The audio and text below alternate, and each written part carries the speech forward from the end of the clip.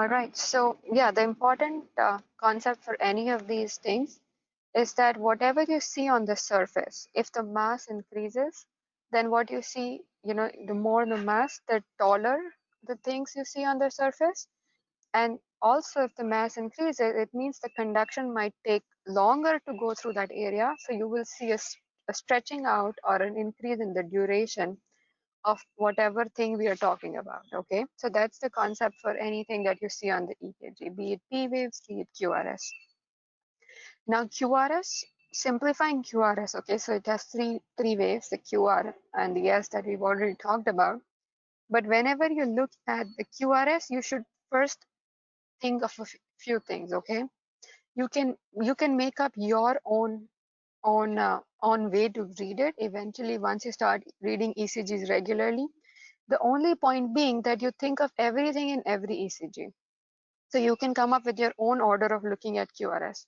You can look at the Q waves, then the R waves, and the S waves. Then you can look at the voltage, then you can look at the duration, whatever order works for you. But the point being that once you start reading ECGs, just have a systematic way of reading it, no matter what that order is. It's very individualized, but the point is you should be covering everything. Okay, so we'll start with the morphology. So the morphology of the QRS, like we had seen, what you see is a smooth. You see a Q, then you see an R wave, then you see an S wave. Now Q waves, we said, were markers of septal depolarization. So let's say for some reason the depolarization is not reaching the septum, okay? There is a block reaching the depolarization of the septum, you will lose the Q waves. So lack of Q waves where there should be Q waves is an abnormal finding, and presence of Q waves where there shouldn't be Q waves is also an abnormal finding, right? Now a lot of times the easiest way to remember is, let's say an area of the heart is damaged and dead, so it's infarcted. What you will see is an abnormal Q wave. Okay, that area will appear as abnormal Q wave. Just remember that for now. And we already saw that there were inferior leads, anterior leads, lateral leads, right? So let's say there was an inferior infarction, okay, inferior myocardial infarction, and the inferior wall is damaged. So later on, in later stages, when you look at the ECG, what you can see is presence of big Q waves in lead 2, 3, and AVF, right? So what do we mean by big Q waves? Okay, so normally also you see tiny Q waves, we just drew it out for you, right? So when the Q wave is more than one small box wide and one small box deep, okay, that is considered an abnormal Q wave for those leads. Okay, all right. So abnormal Q waves means presence of Q waves where they should not normally be and larger than expected tiny dips in Q. Okay, so the point being that everybody will say, oh, this is an abnormal Q. Oh, this is an abnormal Q. So we have come up with specific criteria. So one small box deep and one small box wide. Sometimes people also say that the Q wave, the amplitude of the Q wave, that is on the y-axis, the amplitude of the Q wave should be about 25% of your R wave. Okay, so if the Q wave is about 25% of your R wave, that means it is sufficient enough to be called abnormal in that area. Now, what you need to remember is they ideally, just having an abnormal Q wave in one lead does not make it abnormal. So in lead 3, if you see a Q wave, it does not mean it's abnormal. The only time it will be abnormal if all the leads looking at one particular area of the heart are abnormal. So we said inferior leads. So if 2, 3, and AVF, all of them have those Q waves, then you will call them an abnormal Q wave. And think about an implication of the Q wave. All right, and okay, we'll stop there. And same goes for your anterior lead. So in the presence of an anterior infarction, if we said from the QRS, okay, so from lead 1 to V3, if you have deep Q waves, that means maybe that anterior wall of the heart is dead and you have abnormal Q waves.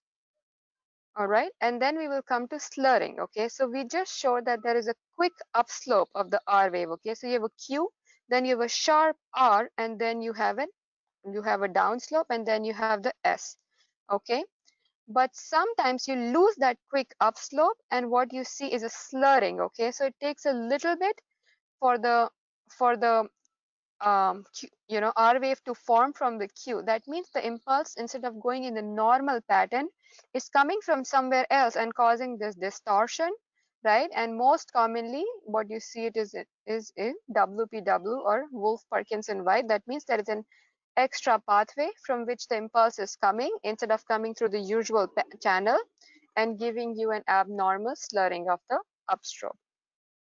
Now, like we had already mentioned, okay, impulse goes through specified channels in the heart. Okay, so whenever it is going through those conduction pathways, it travels fast and it gives you a narrow QRS. Okay, so the normal duration of the QRS is less than 100, maybe 110 milliseconds, okay, or 0.11 seconds. Now, this is called as a narrow complex, or a narrow QRS. Now, whenever there is a problem with the conduction starting from below the AV node, right? Because top of the AV node is P wave and your PR interval. But whenever there's a problem starting from the AV node or below the AV node, if there is a block, the impulse, instead of going down the quicker pathways, will go down a different pathway. Eventually, the heart will depolarize, but it will come from a different pathway. Instead of going through the insulated cables, it will just jump from cell to cell, and it will cause a widening of the QRS, which is called as wide QRS. So for exam purposes, more than 120 milliseconds is a wide QRS. Okay, so 0.12 seconds, which is 3 small boxes. Okay, now again, like we said, okay, the voltage of the QRS will be determined. So whenever there is enlargement of the heart, mostly whenever there's an enlargement of the heart, the mass of the heart will increase and you will get higher voltage. So when you talk about hypertrophy, right, you talk about left ventricular hypertrophy, right ventricular hypertrophy. Whenever there's an increase in the muscle mass, let's put it this way, increase in the muscle mass, okay, you will get an increase in the size of what you will see on the EKG, or chamber enlargement. Now, anything, ultimately what you're seeing is the impulse is going from the heart to the skin. So it has to cross the fluid, and it has to cross your fat and then the body tissue. So anything which will increase the area between your heart and the chest wall will give rise to a bigger QRS voltage. So bigger body habitus, breast size, weight, not so much weight loss. I mean, if you lose weight, then your amplitude will change on the EKG when you compare it with the older one.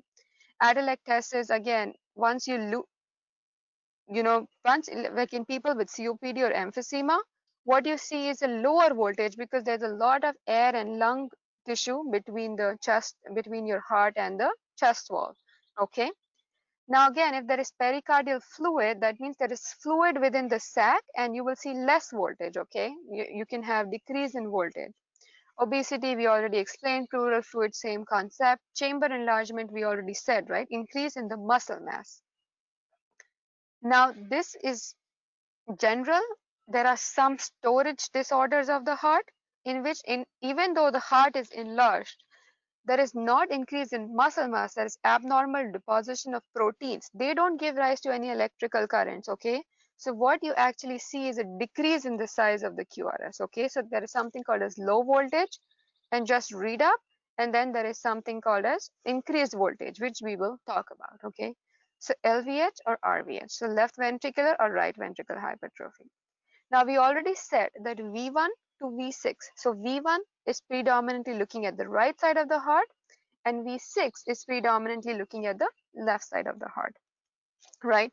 So whenever the left chamber is enlarged, any leads which are looking at the left side of the heart will appear bigger, right? So V6, V5, you will have significantly taller R waves. Why? Because there is increased depolarization moving towards those leads, and it is moving away from V1. So whenever something moves away, it gives you negative deflection. So in LVH, what you will see is tall S waves in V1, because it's looking at the right side, the impulse is moving away from the right side, and you will see a bigger negative deflection, which is your S wave. All right. And then when you look at V5 and V6, they are significantly tall. They will have significantly more depolarization going towards them. And that is why you will have tall R waves. Okay. All right. So that is the concept of S wave and R wave. All right. So that is what I have for now. All right. So coming back to the criteria. So just based on how your S waves and R waves appear, what you can logically make out is the taller the R wave in the left-sided leads, be it V5, V6, be it 1 and AVL, all of those are your left-sided leads, okay? So taller the R waves in those leads, the more you're concerned about left ventricular hypertrophy, and deeper the S waves in V1, the more you're concerned about your right ventricular left ventricular hypertrophy. So all you do is you sum up. You sum up the R waves in the lateral leads and the S waves in the right-sided leads. And if the sum is more than a certain number, that means it's pointing towards left ventricular hypertrophy. So the first one is the most specific. That means you're having huge R waves in V5 and V6, which is your left-sided leads, and deep S waves in your right-sided leads. So more than 35, very specific, okay? But it's not very sensitive. Why? Because since you're using such big cutoffs, you might not always see such big cutoffs. So the second criteria is supposed to be a very sensitive criteria for LVH, and just remember it eventually. So your AVL is your left-sided lead, so you will have a tall R wave, and V3 is more on the right side as compared to the left side, so deep S wave. Okay, so that is for LVH. Now, also this will change your axis, and we will talk about what axis means. Okay, so LAD means left axis deviation. And like we already mentioned, that whenever there is an increase in the size of the muscle mass, you can also sometimes have increase in the duration. So you don't see broad complex, okay? Broad definition is 0.12 milliseconds. So you usually don't see broad complexes, but since left ventricle makes a lot of the mass, you see more changes with LVH than with RVH. And then you see a little widening of the QRS, but not enough to call it wide QRS. For your exam purposes, they should not give you a wide QRS and ask you to imagine if there is a LVH with a wide QRS, okay? And then anything that will cause an increase in your LV mass, like hypertension, aortic stenosis, hypertrophic cardiomyopathy, and aortic coarct, which is basically stressing out your LV, causing you to have LV hypertrophy, will lead to LVH. And the opposite goes for RVH, okay? So anything which will cause your right side to enlarge will give you more R waves on the right side leads, which is V1. Simply just remember that if the R to S ratio, so the R waves are taller in V1 as compared to S waves, then you have RVH, okay? R to S ratio. So normally R wave should not be taller on the right side. Why? Because the predominant force is your LV. Okay, so R waves are tiny. V1 has tiny R waves. So anytime you see a big R wave in V1, especially more than S wave, think of something wrong. And one thing could be an RVH, or right ventricular hypertrophy. Okay, yeah, that's wrong. So R to S more than 1 in lead V1 is RVH. And right axis deviation, preferably. You don't always have right axis deviation with RVH, but for exam purposes, you should have right axis deviation R to S more than that. And again, a summation, so same concept, okay? Your R in your right-sided leads will be taller, and that will correspondingly give you a deep S wave in your left-sided leads, okay? Same thing. So deep S waves in V5 and V6, tall R wave in the right side. So concept being, any lead which is looking at that particular side of the chamber, if the chamber is enlarged, it will have taller R wave or taller positive deflection because impulse is moving towards the lead looking at that side, and more negative deflection, which is your S wave in the oppositely. Okay, questions?